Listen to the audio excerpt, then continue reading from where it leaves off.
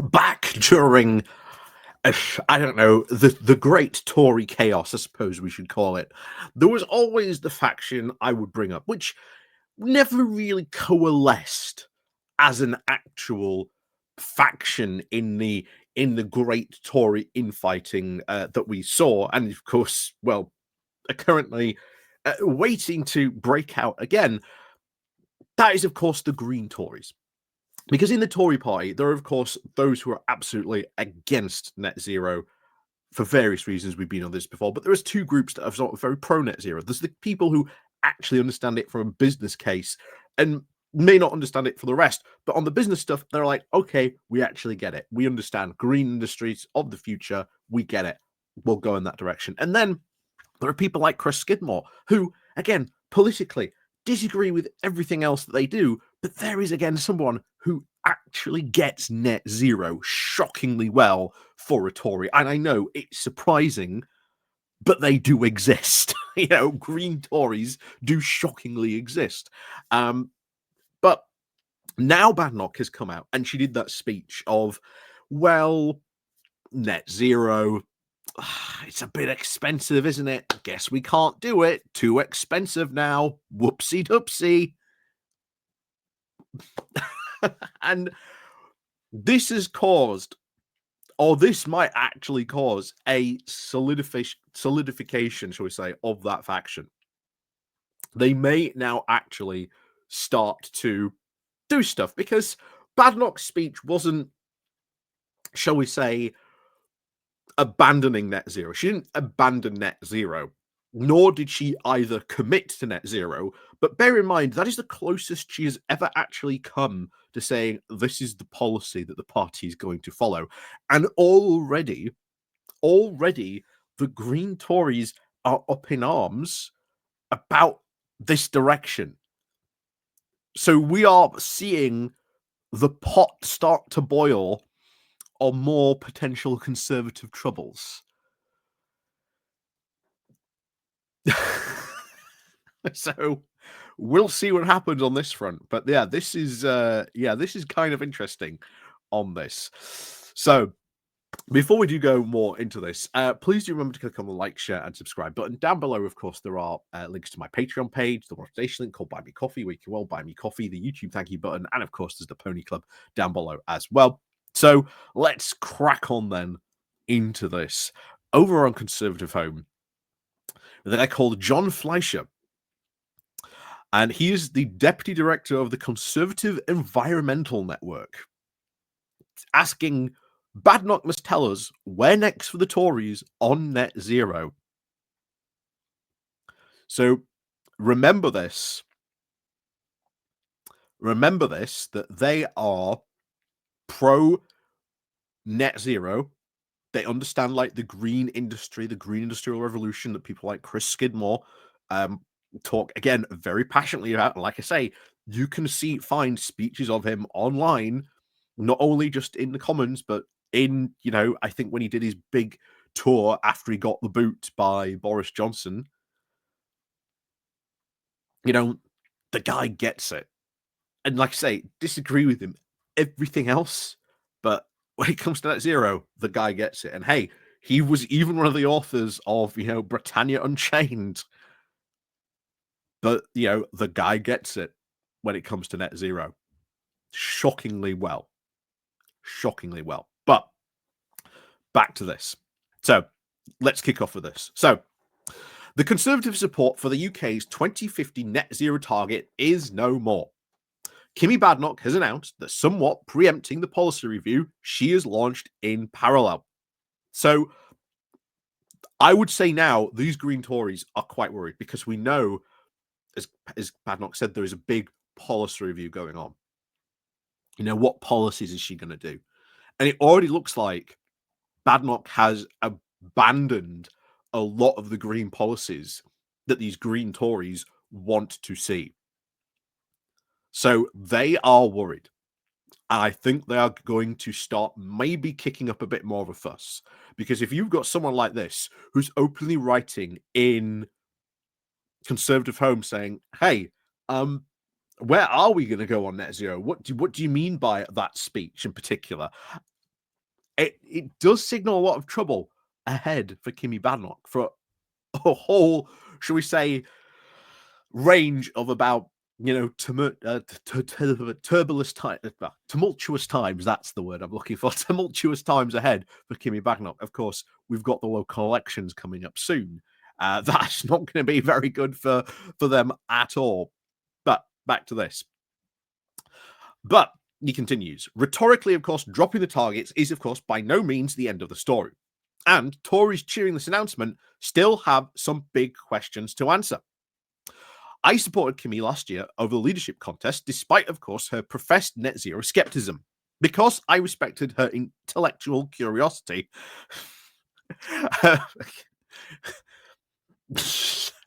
Okay, I won't make a joke about that. Her, of course, badly needed approach now, of course, rejecting answers, of course, in favor of detailed policy work, including, of course, on climate and the environment. But to write off net zero as impossible at the beginning of a policy review runs completely counter to that approach. He's right on that, because many people have assumed Kemi Badenoch has like these qualities, especially a lot of the Badenoch supporters assume that she has these qualities that she really doesn't have. They've just assigned that she's somehow good at this, but she's never demonstrated that. But it wasn't like, many of these conservative commentators were writing about that, criticizing her prior to even her running, trying to say, please don't run because she's not you are not a good person, not a good candidate. But all that's suddenly forgotten now. So back to this. So there is much, of course, to criticize about the UK's record to climate action. The last, of course, Conservative government, for all its successes in cutting the UK's emissions, was too quick now to drop the statist politicians, the statist policies to meet, of course, our targets. And of course, while it is simplistic in the extreme to claim that the push to net zero is the cause of our high energy prices, again, glad he's pushing back on that. The Conservatives did not do nearly enough to actually reduce energy costs for households and businesses alongside decarbonisation. He's right for that. And we always said if they had actually gone in, if Cameron had gone all in and not put that offshore wind farm ban in, we would have had a lot more offshore wind farms that Labour is now building, where our energy prices probably would still be, high, but they wouldn't be as high as they are now. But there you go.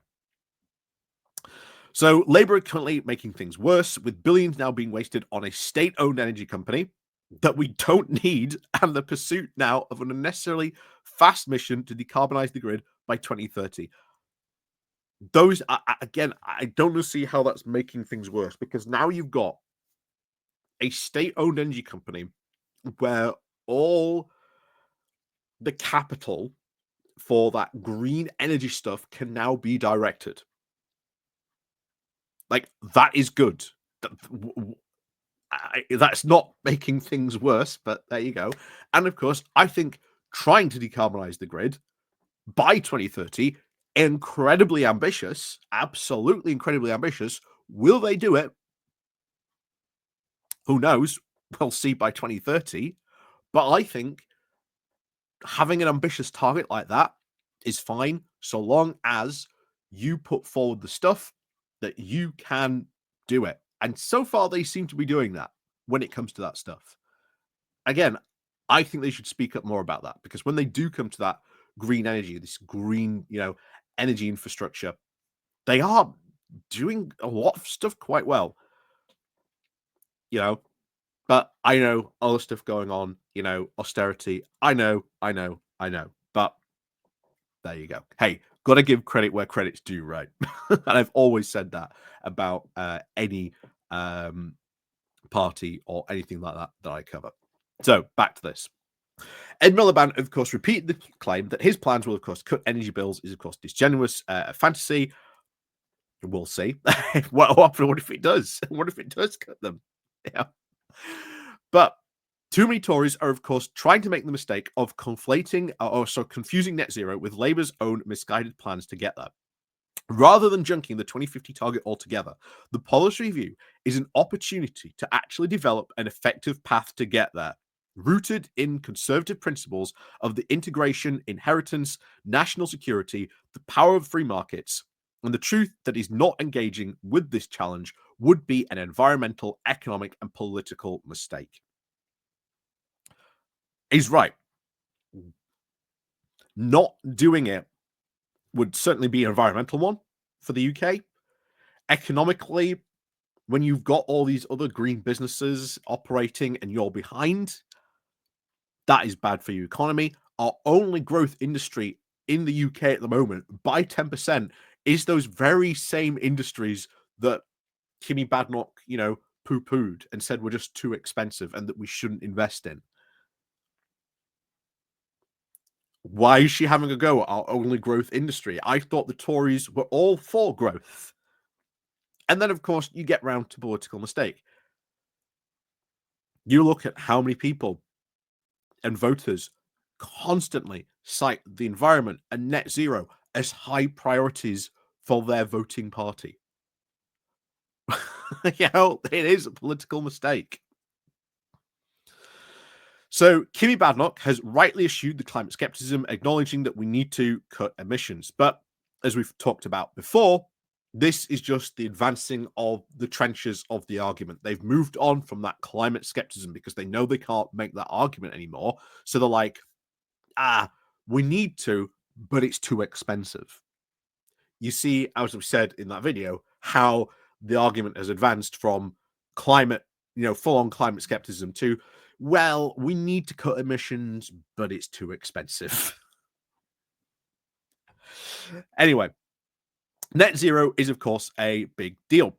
So yes, here are. So net zero, of course, is not an arbitrary target that its opponents often claim. It is grounded in scientific reality. Again, he's right on that. As long as the world continues to emit greenhouse gases without balancing them with removals, we will now continue to drive ever-rising temperatures with more frequent, more intense extreme weather events, and of course their impact on the global security and stability. Net zero is a big deal, and it remains fundamentally a necessary goal in order now to limit temperature rises. Again, he's absolutely right on that. Like I say, green Tories, they do exist. They do get net zero on like a fundamental level. They do get it. Now, of course, it is now the Conservative Party policy not to reach this goal by 2050, but still to actually tackle climate change. What is the alternative plan to actually reduce emissions? Well, there isn't going to be one. And like I say, when that policy review comes in, the Green Tories are going to be quite worried.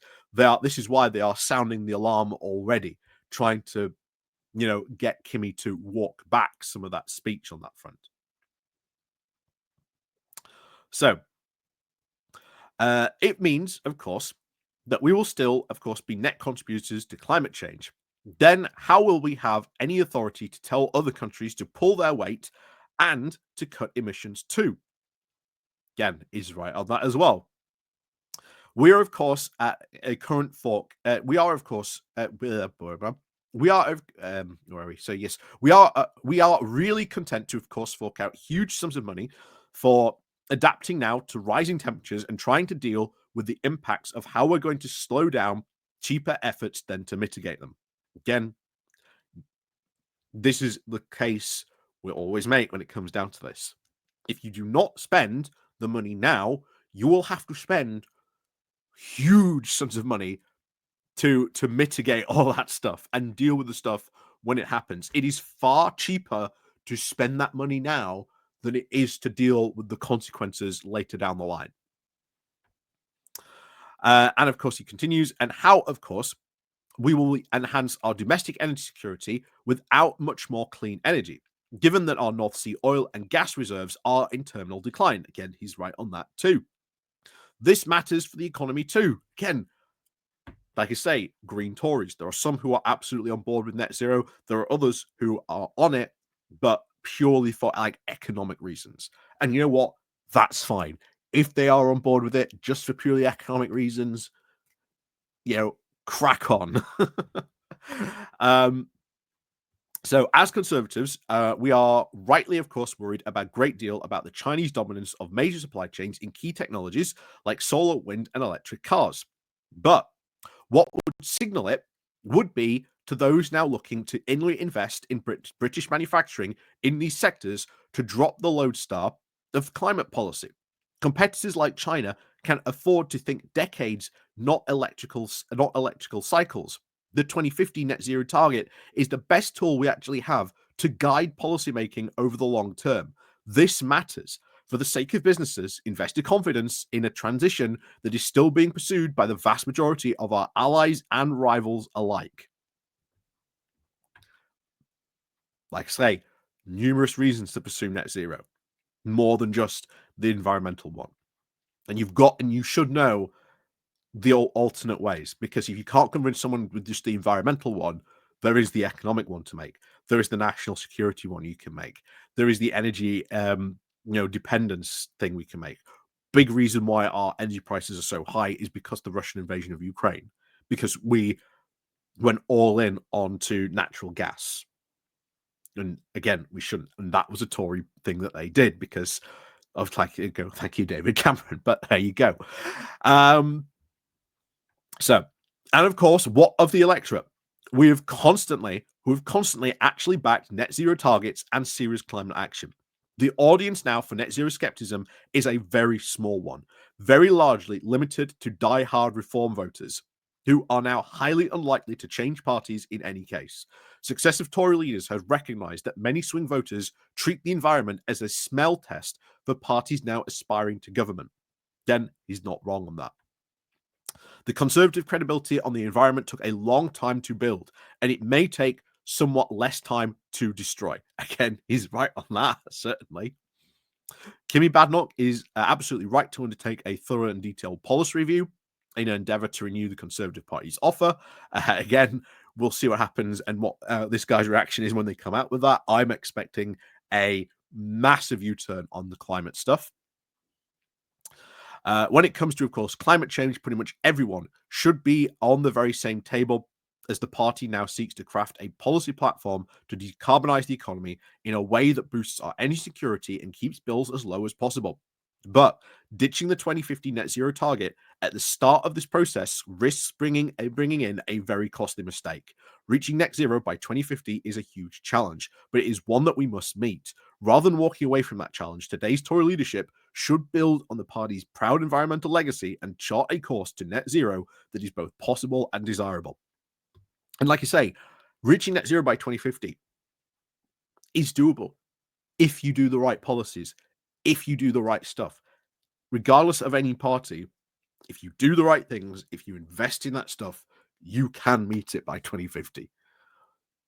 And I think that Labour have taken a very bold step by saying, you know what, 2030, we're going to decarbonize the national grid. That is a very bold step indeed. But hey, if Ed Miliband can achieve that, maybe even if he only like half achieves it, that's still a very laudable thing to do. So, like I say, we'll see what happens on this. But yeah, he is right on that. He gets it right. Now, let's go into the comments because I'm sure there are going to be some interesting comments on this.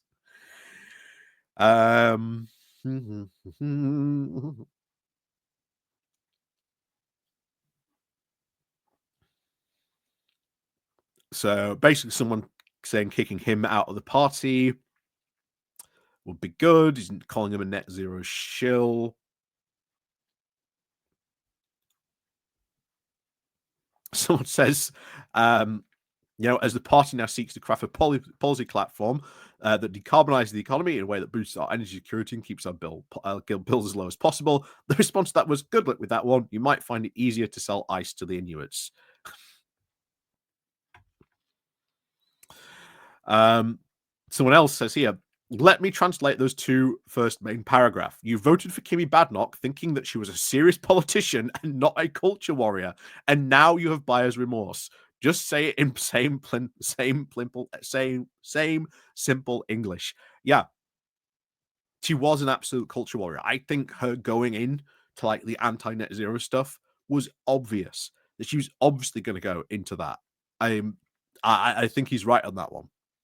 And it doesn't surprise me, as he said, this guy does have buyer's remorse on that.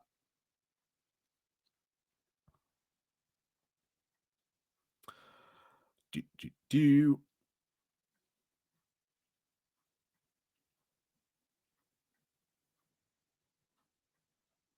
Ah, so a very weird comment here, but it's interesting. Amusing to watch contributors turn themselves inside out, trying to make sense about the environment to an audience that knows full well that the climate science is an abominable hoax perpetuated by Carol Vorderman and her arsenal of woke space lasers.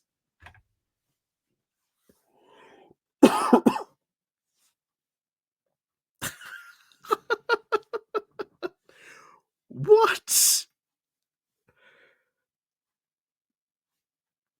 Okay. Like I say, some people you cannot reach with some of these arguments, even if you do deploy the separate ones. um, yeah. So I'm not going too deep into this, but yeah, wild. Like I say, I think there is a war incoming. I think there is a civil war incoming, and it wouldn't surprise me this time if the Green Tories actually got their act together and became somewhat of a force. Because I will tell you this now: if Kemi Badenoch comes out of a policy review and like completely U-turns on all the environmental stuff, oh boy, oh boy, oh boy, are there going to be a lot of upset people in the Tory party from ditching all that net zero stuff, because that was a very big dividing line that we saw, like I say, for the past 2 to 3 years from a lot of Tories. So interesting to see what will happen there.